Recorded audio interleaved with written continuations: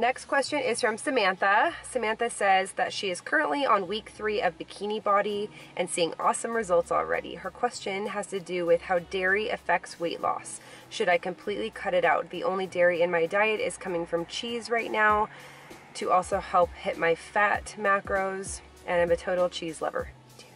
I'm wondering if it could be slowing my progress down. If so, I'm willing to cut it out.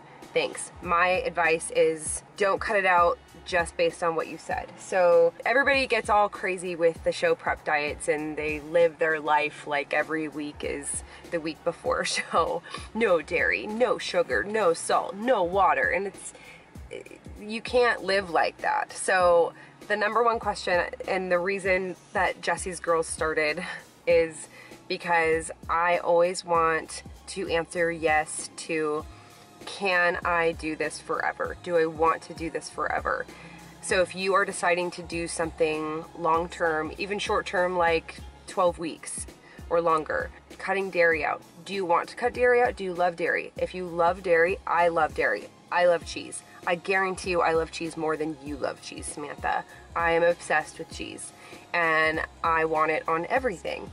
And I do put it on everything. I am not intolerant to it. I'm not lactose intolerant.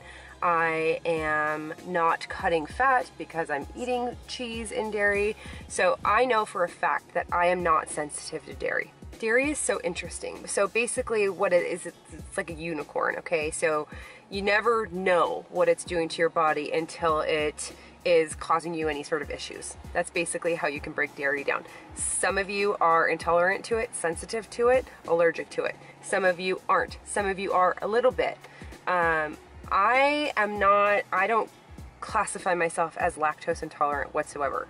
I eat ice cream. I eat cheese. I eat yogurt. I love dairy, but large amounts of dairy will give me an upset stomach. A little bit of dairy, a coffee mug full of ice cream, 1/4 of a cup of cheese on top of my meal, 3/4 of a cup of yogurt. None of that stuff has any sort of effect on my fat loss, on how I feel, on my digestion, anything. So I include all of those things if it fits my macros. And that's it. If you are not intolerant to dairy, Samantha, and you work dairy and cheese and whatever kind of dairy you want into your macros and you feel great and you're losing fat, then keep on rocking with your melted cheese on top of stuff. It's not going to keep fat on, it's not going to make you fat. It doesn't work like that. The only reason dairy is going to affect you whatsoever is if you are sensitive to it, if you have an intolerance to dairy and you are eating it anyway, and you have inflammation and you have an upset stomach. Those things are not good. And if you have any sort of inflammation or stomach bugs or anything like that, yes, you are going to slow down your results, especially inflammation. So if you're feeling yucky or if you are not seeing results as quickly as you feel like you should be, my best advice would be to cut dairy out or cut back on dairy. And you have to be patient though. You have to give your body enough time to adapt to that change, and then give your body enough time to assess whether you feel better or whether you feel like results have now started kicking in now that I have cut out dairy.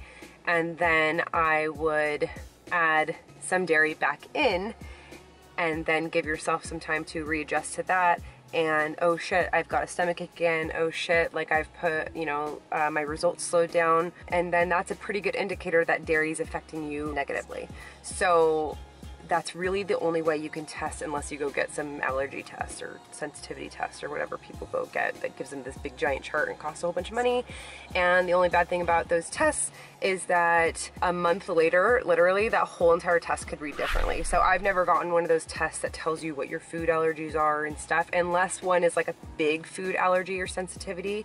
I've never really gotten like that crazy about it. So I just, if I'm not feeling very good and there's something in my diet that I'm wondering if that's what's going on, I pull it, give it some time. If I feel great and I'm like, I guarantee you it's because I was eating this, then I just leave it out. If I really want to keep testing it, I'll add it back in and see if I start feeling crummy again. That's it. Okay, so very long response to, is dairy hindering your results? Probably not, but maybe. Sorry. Okay,